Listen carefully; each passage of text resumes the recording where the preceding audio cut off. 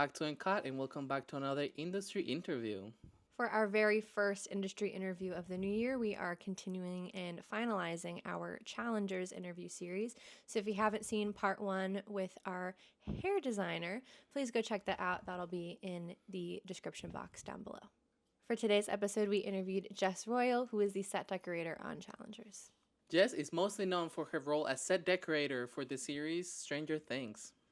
But she's also done some other great movie franchises like Halloween, Marvel, and Fear Street. We were able to hear a lot about her work from these franchises and also her work on Challengers. So without further ado, here is Jess Royal. My name's Jess Royal. I'm a set decorator and I decorated Challengers. The movie was Zendaya's a tennis movie. As far as my journey into set decoration goes, I have a law background. So I was doing criminal defense. I did not go to law school or anything. And I just realized at some point that all of our clients were guilty and I couldn't do that for the rest of my life. It was really just kind of depressing. So I quit all the law stuff and I was just set to do something creative. I didn't know what at that point. And my dad said to me, okay, but you're not creative. So how's that going to work out for you? I'm not going to support you for the rest of your life, which I think is that little kick I needed to motivate me to say, all right, I'll show you, Dad. But as far as film goes, I was thinking maybe restaurant design. I didn't know. And then I watched a special on HBO back when HBO didn't have streaming and you just had to watch HBO all day. It was just on. And it was a little in-between segment interview with the set decorator and the production designer from Revolutionary Road. And so that's set, mid-century America, suburbia. And that's always been I was a history major in college and stuff. So they're just talking about how in a house, they try to fill every cabinet, every drawer, everything with period appropriate stuff, and how it keeps characters kind of, in character, the actors. And I just thought, I was like, that's it. I want to be a set decorator. So at the time I was I'm from Atlanta. And so I didn't know what my next move would be, but I coincidentally ran into a production designer on an elevator. And then I was a crazy person and I just latched on until, I was in the industry. But I started scouting. That was my initial film job as a location scout. And then kind of worked my way as PA and worked my way up as a buyer and then a decorator. If I may ask, how old were you when you decided to do that move from law to creative spaces? 25. That's really impactful because many of our listeners are people that want to go into the industry. And sometimes young people are really afraid of leaving whatever path they're on because they feel like the boat has. Yes, I'm so stubborn that from high school all the way through college, I was determined, even though I was having second thoughts about things. It was no, this is what I'm doing. And then the older I got, I was there's no way I can change now. But it got to the point where I just had to take a chance, so I'm glad I did. I'm living the dream now. Congratulations for that, because I think you've become kind of an icon for all the work that you've done and for all the work that you're yet to do. We'll see what comes next. But yeah, thank you so much. Sure. So getting a little bit into Challengers, obviously there's a lot of communication that needs to happen when you do set decoration. What kind of themes and what kind of concepts were you trying to convey through your set decoration on Challengers, either from the director or from your own vision? Yeah, well, I will say I focus mostly on period projects. So I usually do things in the 80s or the 50s or the 1600s or anything that's not contemporary. So it was a challenge for me to take on Challengers. I did play a lot of tennis, competitive tennis through high school and stuff. Not that that's so useful because it was, on a different level but at least I understood the game. And it was daunting to think that Luca Guadagnino was who I was going to be working with. And I was on a project when I got the phone call for this down in Savannah with David Gordon Green, the director, and he and Luca are actually really good friends. So I felt like I could get out of that a couple weeks early and go to Boston for this movie without a lot of trouble. And so he said, good luck, because Luca was difficult. And so he knew that. So he said, yeah, good luck. Okay, go on up to Boston. So anyway, so there's that. And then just sitting with Luca and talking to him. And I was also super excited about this movie because Marissa Lombardo was the production designer, and I had known her for years as a set decorator as well. So she was stepping up, and as a woman, I was like, all right, this is a good cause. Like, I'm excited to be a part of it and support her. So all around, it just seemed like, and Zendaya, I'm just like a huge fan. So um, it's rare that I would do a project because of who's in it, but that was just one more like icing on the cake thing. Um, and then also what Marissa's like so good at as a decorator and as a production designer, she really does the research, and I love research as well, but she does it in a almost like psychotic way where everything is just in a book, and it's all labeled, and it's really just, it's like look boards and mood boards and stuff on her walls of her office. And she'll edit one little thing and put in something else if there's a new idea. And so the vision was pretty easy to communicate because we had all these like physical things, to kind of show everyone what we were thinking of. That's really great. And what was that kind of like relationship with the director and with the production designer, getting from pre-production to the actual production of the film?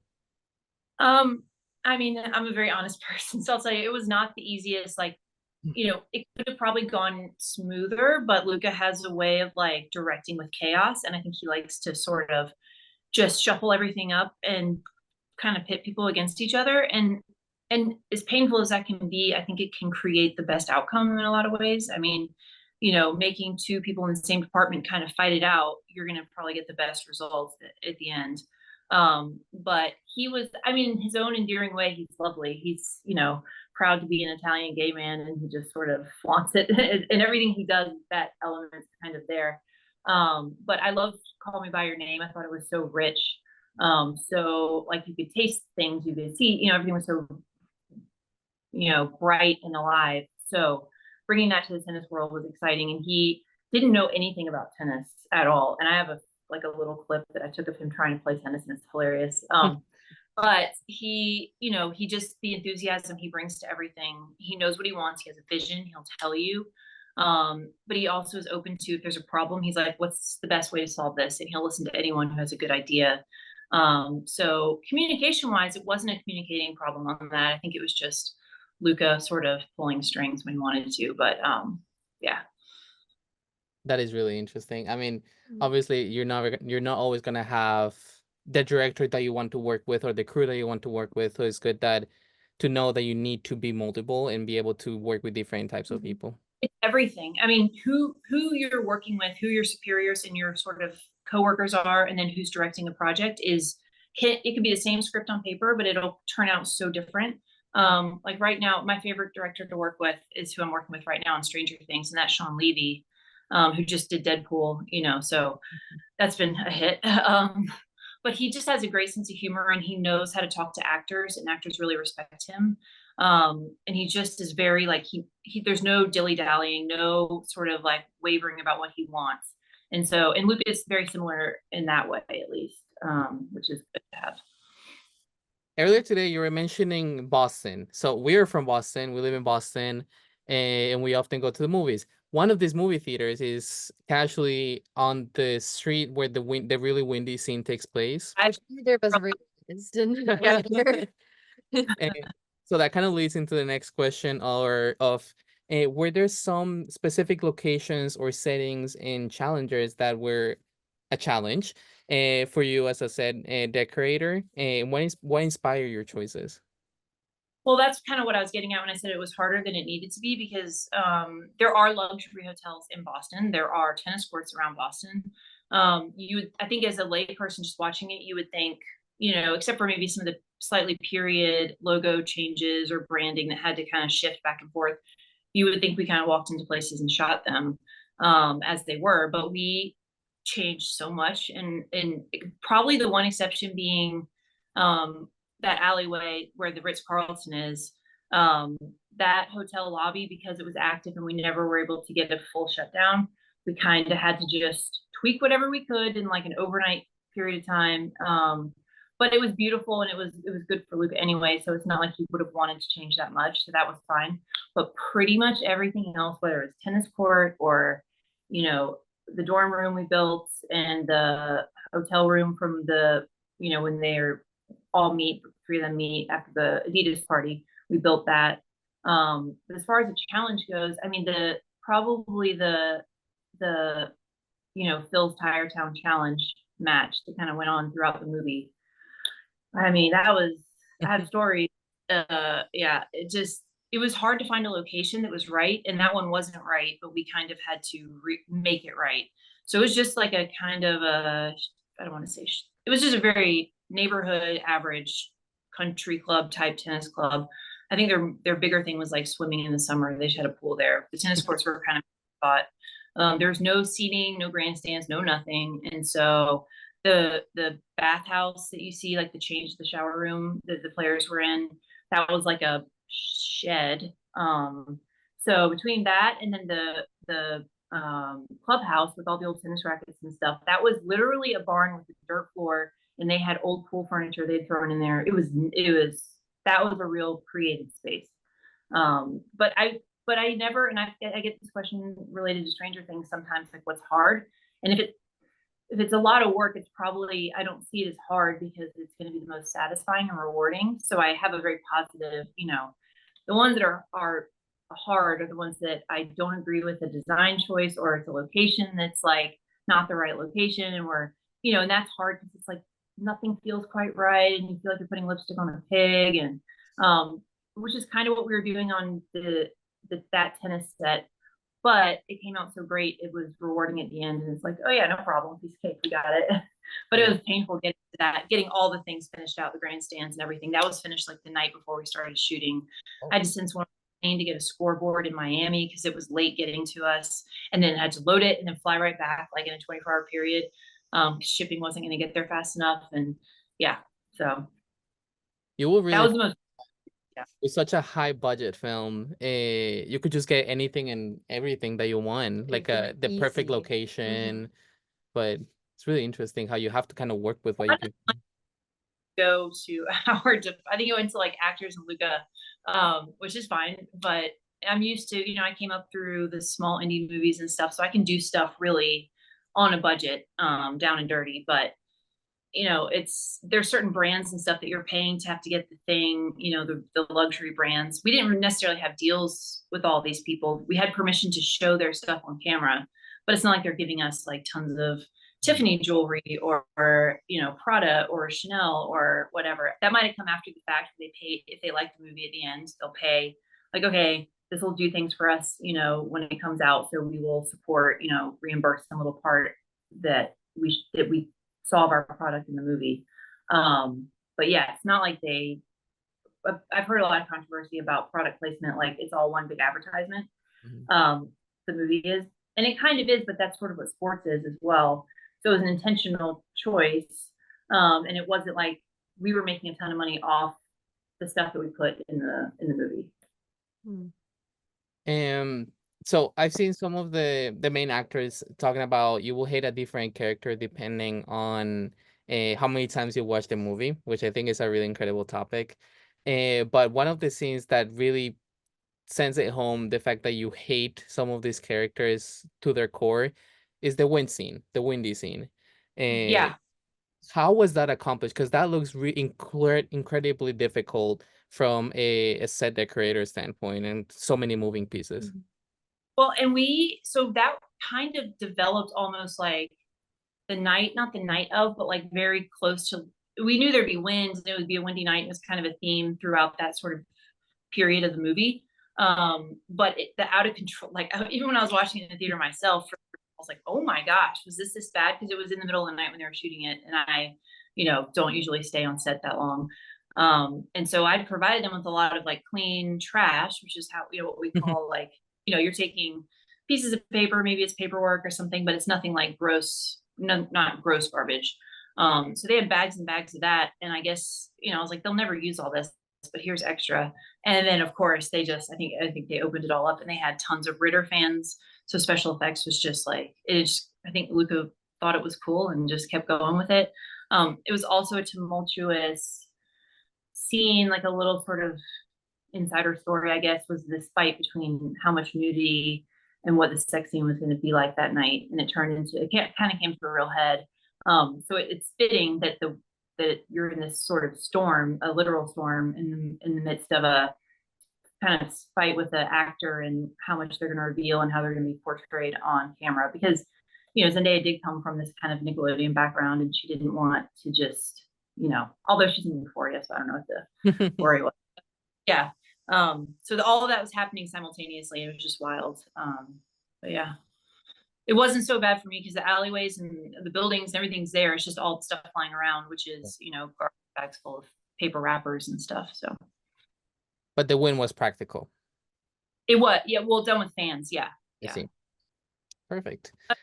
I don't know for sure that they didn't enhance a little bit, after when they're editing, but at least we were prepared to have wind and garbage there. Yes. So. And what is a memorable experience that you have from Challenger set? I mean, the thing with sending it was a graphic designer that I bought a plane ticket for without getting off. He got off the plane in Miami, met a guy in the airport terminal, got this scoreboard, barely fit it on back, to check it back on the plane. And then he flew straight back to Boston. And I almost got in a lot of trouble with the union that I'd asked him to do that, but he was willing to do it. So I was just like, let's just, I'll beg forgiveness later and let's just do it. So that was a traumatic, I think, for a lot of people, just going through all that. And then trying to think of what else. I mean, just doing the hotel rooms and stuff. And I really, because I'm from Atlanta, and since one of the tournaments is the Truist tournament in Atlanta that's in the movie, and obviously we weren't going to Atlanta, I knew and was familiar with different organizations that are sponsors here for that tournament. So I was reaching out to, ALTA, which is Atlanta Lawn and Tennis Association.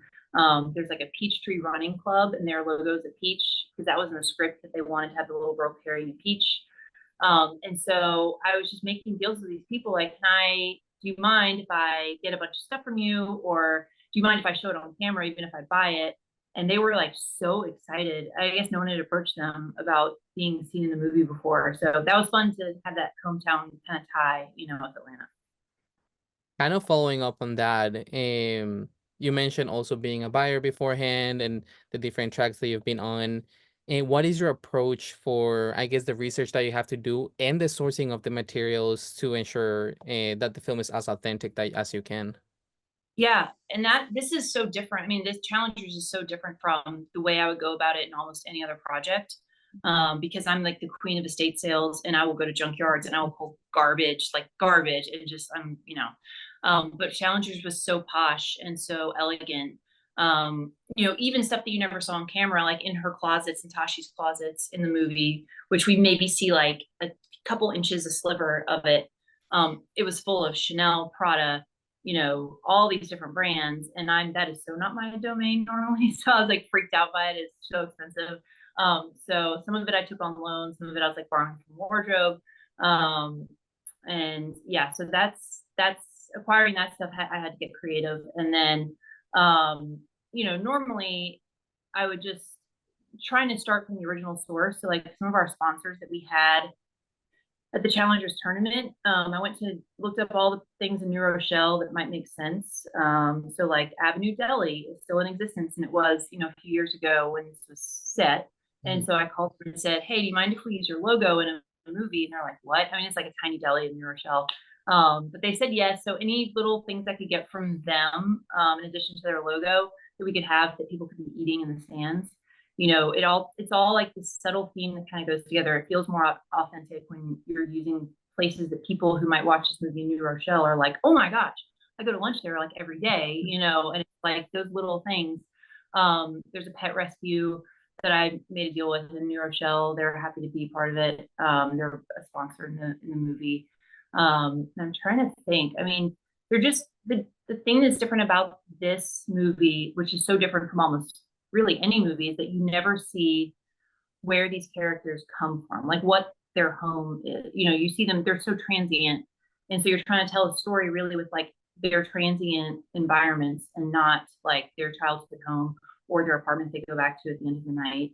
So we're telling these stories with, the hotel rooms get nicer and nicer and nicer. And, as contrasting Patrick, who's still wearing the same junky clothes and living in the back of his car, doesn't have any money. And so he's in this kind of stagnant place. But that says a lot about the story and who they are, is the trajectory of kind of like how their environments change. And it's really interesting also that you mentioned the dresses being borrowed from wardrobe sometimes, because there's this one thing that I love about the towel. If you wear it, it's wardrobe. If you use it, Yeah. it's a prop. If it's in the background, is set decoration. What is that relationship and that communication between departments?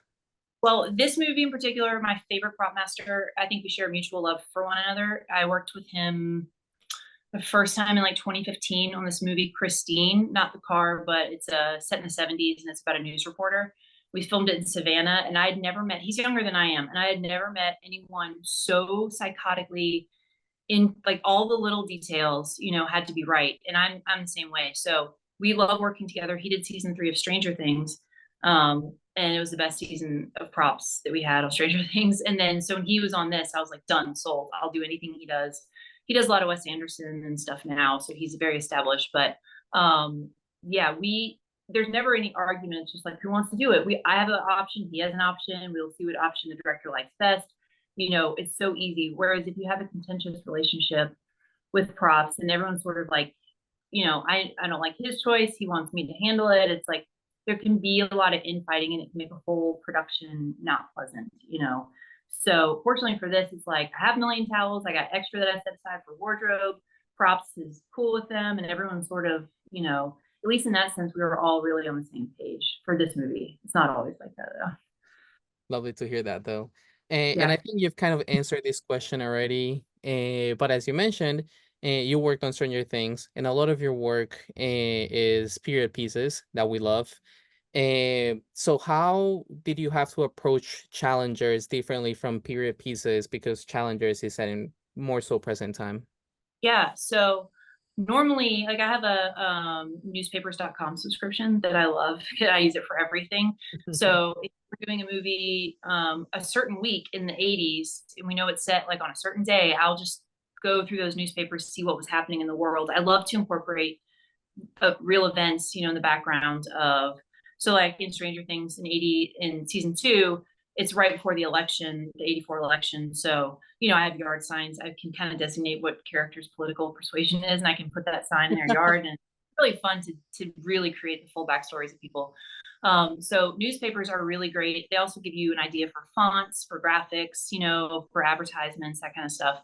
Challengers was so different because it's that newer, social media, online world, paparazzi, just all the latest, greatest brands. Like, I'd never heard of Uniqlo, which is what Art is wearing his uniform in the tournament. I don't even think we have a Uniqlo in Atlanta. I did buy some when I was in Boston, which is it's awesome. But I was just like, I'm not hip and cool in the trending like brands and stuff. So I had myself had to just really like read a lot of People Magazine and Vogue and GQ and Sports Illustrated, and just things that were popular for me, like in college in the early 2000s, definitely some have staying power, but their look has changed and everything. So just trying to submerge myself in that sort of environment of what athletes, what they're expecting when they go into a hotel, all the gift baskets, all that stuff. Just little things like peaches in the tournament in Atlanta in their hotel room. That is once I saw it in a reference, I was like, oh yeah, of course we would do that. Like, we always, Atlandans love, to push their peach everybody. So just making sure those little details like were tuned in. And that a lot of that came from like magazine and social media research. That's great. And you mentioned being really good at working on a budget, being really creative with that. And I Yeah. think something that's been hammered home for us back in college is working within constraints, but still trying to be creative as you can. And how do you balance that opportunity of being creative on a film with limitations like time and budget, or the vision from the director? Um, I think, I mean, I will admit, it's been a while since I've had to really, like, I was building stuff myself, which is how it used to be. And that's really bad. But I mean, Stranger Things obviously is like anything we want, we can get, which is not, it's kind of unfortunate because it's nice to have to really think things through and what your priorities are in a set. It's kind of similar to like visual effects these days. Like everything, I don't want to be told like, oh, just dress it to here, Jess, and they're just gonna VFX the rest of it. And it's like, no, I want the process of me having to think about all of this because it makes me better and it makes the little details better. Um, but as far as like, I mean, to me, a big part of getting things right and you can do it cheaply is the location. It starts with the location, and I'm not just saying that because my background is scouting locations. But like I worked on Ozark before for a short amount of time. I had to go back to Stranger Things. But I did all the scouting for it. And there's the main house, you know, that they have on the lake house, mid-century modern, really cool. No one had ever scouted it here in Atlanta during the time, you know, film has been kind of popular here in Atlanta. It was just like this unknown gem. And without it, I don't know what they would have. I don't know. It kind of was a character in the show itself, and that was done with. And the guy, you know, we paid him next to nothing to use it, and it became this like a really valuable tool in the storytelling. But I think that's starting in a good place of locations is half of it, and then, you know, I like to go to estate sales because it doesn't so much work for this movie for Tashi and Art because there's not going to be an estate sale you go to that like is them and is their life in a house. But for Stranger Things, it certainly is. And so if we have a character and I figure out what I think their backstory is, and then I go to an estate sale and it's like, you know, it's a old Jewish couple and they made like 3 trips to Israel over the years and they saved all the scrapbooks and they have photo journals and they have 2 kids and they went to, you know, and it's like, and so this person's life is the character and I can take all of it and learn so much about what I'm recreating on screen for someone, you know, and to be able to show that if you have a good director who's open-minded, you can show them why you're doing certain things and you kind of have a way to get to that place. You're like, look, I found this person saved this was important to them. So I think it should be featured in our set because they're so similar. You know, it's just having a way to be enthusiastic and all of the things that kind of come with a character is a good way to do things on a budget. If you can just go to estate sales and buy out a life worth of collections, basically. Wow. For sure. I have a quick question actually. I've been trying to get into production design and set decorating myself, like whilst in college. We didn't have classes for it, so I've been doing it a lot like on my own. So I'm just curious because you mentioned like the newspapers and the research. I find my biggest struggle when I'm first like told the prompt of like the setting, like what's happening is just where to start first. So Yeah. what do you think is like the best place to start when you're given like just like a prompt of where things are located?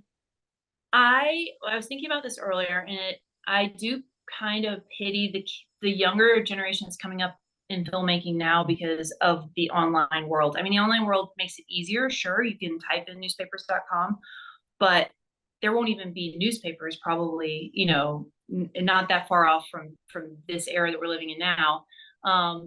I was fortunate to grow up. I mean, I was born in '82, so my downtime when I was a kid, and we didn't have like a neighborhood full of kids, so I would just like sit there and just look at like the carpet and like how it was sculpted and how things were assembled and plastic things that, you know, I kind of realize now have all become very transient and kind of thrown away. What objects have staying power, what objects don't, you know, that just this headspace to take that in as a kid, I think helped me a lot. And now I don't know how many kids there are in like America that aren't on a smartphone or aren't focusing on something that's never not going to be there in 10 years, you know? So as far as like where I would start, I mean, a lot of times it's just putting words in, or if you'd have to give me an example of something you might have gotten as a prompt. But like, let's say it is the surface of Mars, right? And it's like in the future, and there's like a whatever.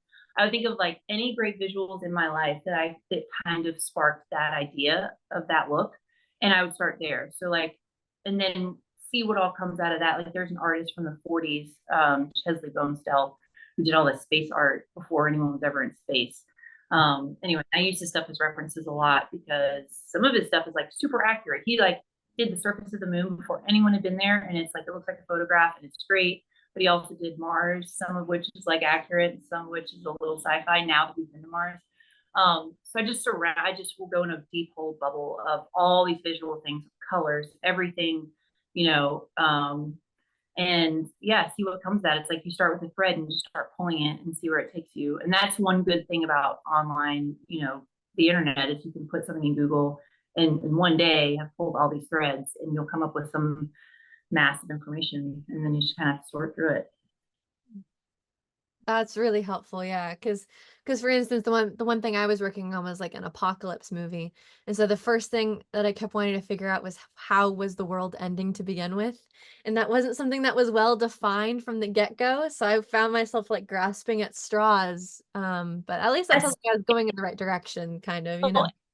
backstory is everything, and it doesn't matter if they give it to you or not in a script, or a director has some distinct idea or not. It's probably I mean, I don't know which is better, but I've always told everyone, like, even on Stranger Things season 1, before we knew much about like Lucas and his home life, for example, we had the backstory that his dad had been in Vietnam, he had PTSD, his mom had left his father, all these things. And so like I still, and now we've seen his parents and Erica and all these people on camera, but I still imagine him as this like single parent child. You know, he's the child of a father who's like kind of violent and drinks too much because he was in Vietnam and had some bad experiences.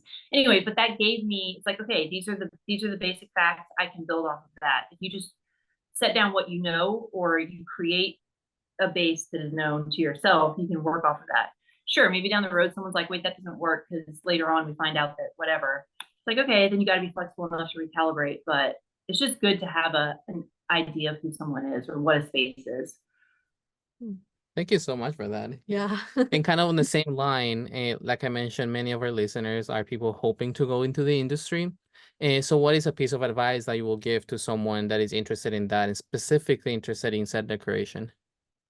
I would say, I mean, people ask me this a lot. If you're not trying to do period stuff, then I think the sky's the limit.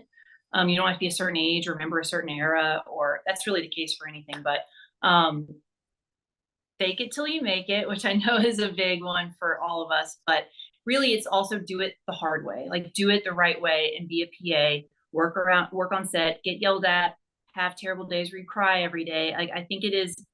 I hate in today's sort of culture of like having safe spaces and everyone being like really polite to each other, there are enough people left from the old school way of filmmaking, like higher ups than me, that will treat you like shit, and you just have to. It's going to be good for you in the long run. Everyone has to trust me when I say that, because I wouldn't respect sort of what I do and what other people do if I hadn't had to sort of, you know, clean porta potties and stuff when I was a locations PA and all these other things that made me better at my job now.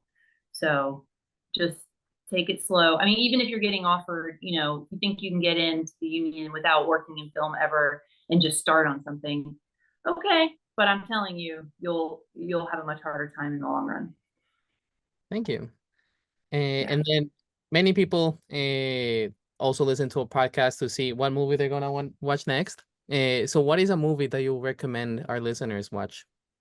Can it be anything, or does it have to be like really current? Can be So anything. I have a top 3 movie list, and it depends on my mood, like what's what. But Beginners, which I think is not as loved as it should be. It's a Mike Mills directed movie with Christopher Plummer. It's a it's that the way the way Mike Mills tells stories is how, if I ever make a movie, I would like to tell them, because he establishes a character with a series of images from the place and time that they were born or whatever. So you'll see who was president, you know, wars that were going on, and there's black and white images and they're fast. And it's like, wow, I got so much in 10 seconds and I know exactly what they're trying to tell me. And then also in that movie, it's like the sets can tell you so much. Christopher Plummer's dying, no spoilers, well, it's a spoiler, but he's dying in the movie. And it's, you see his furniture be reduced in this house. And the house is awesome anyway. It's like old carpet that would have been put down in the 60s. And it's, you know, and it's down to like one sort of hospital bed and a side table. All of his books have been taken away and everything. And then eventually he's gone. And it's just the power of what you can do without necessarily narrating it, just by what's there when we start and what we kind of see by the end. It's just a lot of emotion. There's also a dog that talks in subtitles in the movie, which I especially like. So I think everyone should watch that movie. Give it a fair chance. It's great. My other favorite movie is Waiting for Guffman on the comedy side of things. It's a mockumentary by Christopher Guest. It's just done so well. I don't know what research went into it, but it's like every small town they're putting on a musical, and every little detail is so right. And I respect comedy that can get things that right, and not just sort of not worry about set deck. So it's great. Well, thank you so much for that, Jess. And this has been a really great interview. Mhm. I think we learned a lot A about lot. challengers and set decoration, and we're just so happy to have you over in the podcast once again. And if you could let us know what you're working on right now and where can people find you on social media? Yeah, I'm doing Stranger Things season 5, which has been since like December of 2022. It's crazy. And so with this writer strike and everything, it just made it that much longer. But we hopefully will be finished the maybe beginning of 2025. But I am not a huge social media. I've never had Facebook, but I am on Instagram. It's at Jess Royal, one word, my name. That's it. Well, They're thank so strict. I will say they're so strict about everything on Stranger Things that I tend to just like once a year I post a dog video, and that's so. But if everyone starts hitting me up and I'm like, there are people actually following me and asking questions, I'll probably be more motivated to put more film related. So thank you so much, Thank Jess. It was you. great thank having you you. over.